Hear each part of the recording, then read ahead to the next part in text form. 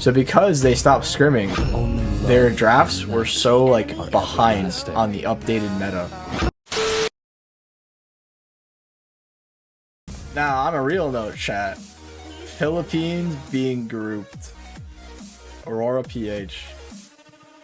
For Aurora PH, it wasn't really surprising, but it also was surprising. Like us being there, we knew how Aurora was performing, so it wasn't surprising. So far, not unless Aurora MLBB are able to layer their skills really well, because there were moments we've seen like really great layering. The Avatar of the Guardian of the Frigid Glacier, but Falcon eSports, they can just play around so much with their lineup, and now the Lord, who will get the Lord? Oh, it's Doming with a Spear of Destruction all the way from top lane. Now Bennyqt running away, Benny getting the kill onto Edward, renejay gonna be stunned up as Doming takes the tier 2. How did he do that? How did he snipe it from downtown? Falcon though, they got a big win and the team fight is a 3-0. Only the Lord to Aurora. This man now with the Lord. It's only the first Lord, so Falcon should still be able to defend this one.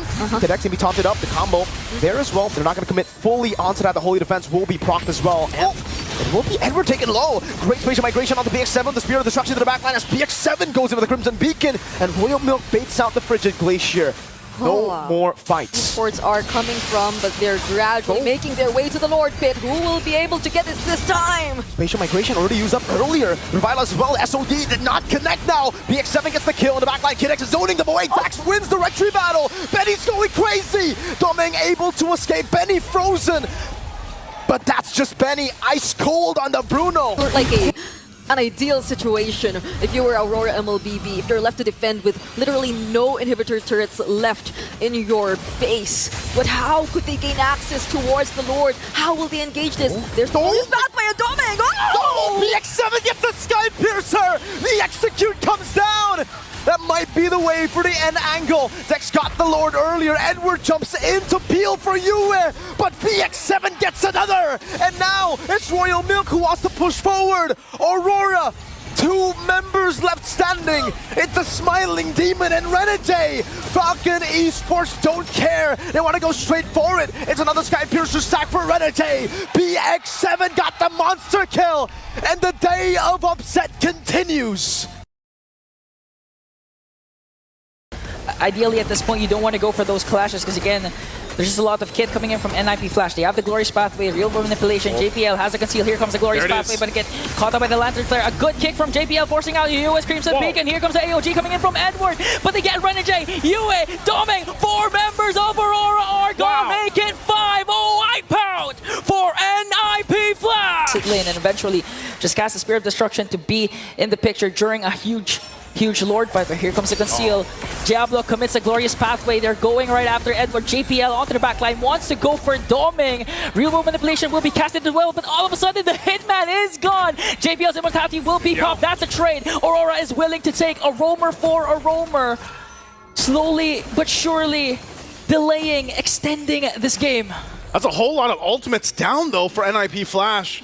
You know, they still have the battle spells available. Even the Revitalize, it's good that it was a roamer for a roamer. They might still try to go ahead and post this up, but even then, they're not going to commit to the Lord just yet. Those waves in the mid lane have to be managed. There's a good wave up top. Oh, AOG to answer right back, but Bennyqt and Edward is going to fall down. Doming and renejay is left.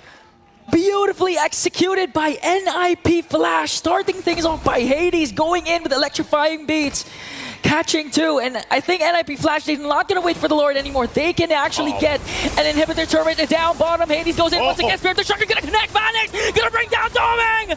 renejay left, 14 seconds before Yue responds. He's going to take down Diablo with him. No minions yet for NIP Flash, but Vanix just continuing to work.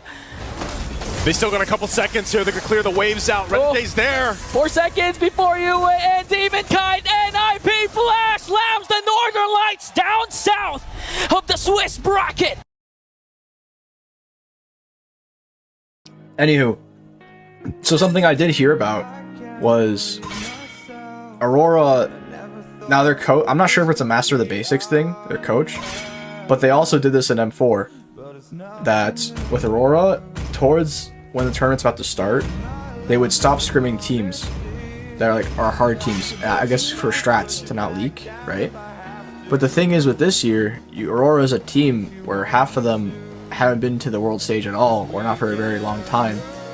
So they're not seasoned veterans in the world stage. And the meta was changing like day by day. I kid you not.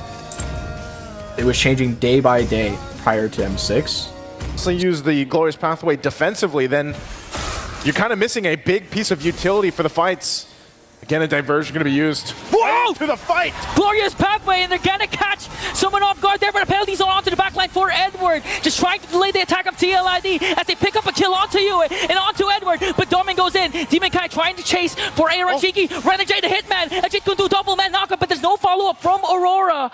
And again, a huge diversion play for TLID. The surprise factor happens again with the diversion, able to get 2 kills off of it. Slowly bring it down, but Renejay finds...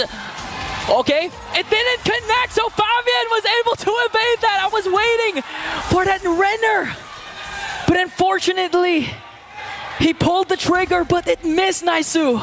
Down they're flying again into a still. Battle spells all ready and available for both sides. It's going to be started up really quickly. There's the kick. A kick, and the penalty zone paired up, plus the flicker going onto the backline, but TLID manages to outsustain the damage. A kill onto Renejay, plus Edward. A lot of Aurora members are falling down. Bennyqt gets the Lord, but TLID wants to go for the kills. They just got to disengage. Oh, Aaron Cheeky won't be able to slide through that wall. Doesn't help with the Cyclone Eye either. The Lord was taken for Aurora MLBB. They still got 3 members up, but it's against the full force here of TLID. TLID looking to take down Inhibitor down bottom. They managed to catch Bennyqt as well. Electrifying beats, they might be able to take down Laran. Glorious Pathway is there, but it's not going to be enough to evade the death caused by Bennyqt. Has an immortality, so he is going to go ahead and be a threat.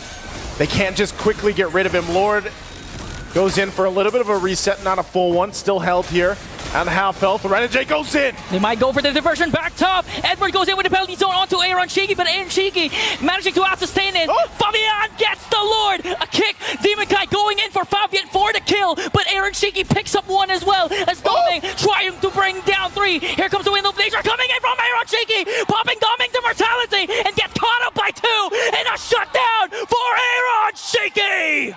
Fabian gets the Lord, and now they're able to go ahead and march in. It's Aaron Cheeky and Aran. Can they do it? Lord sieging in Renejay. Bennyqt desperately trying to delay. They're going to keep it together again. Immortality going to be popped, and Bennyqt trying to keep them at bay. He pops the beats, but it's not enough, as Team Liquid ID will make it happen. The lights of Aurora will dim on the M6 stage. Their brilliance unable to outshine the cavalry. So because they stopped scrimming, their drafts were so behind on the updated meta.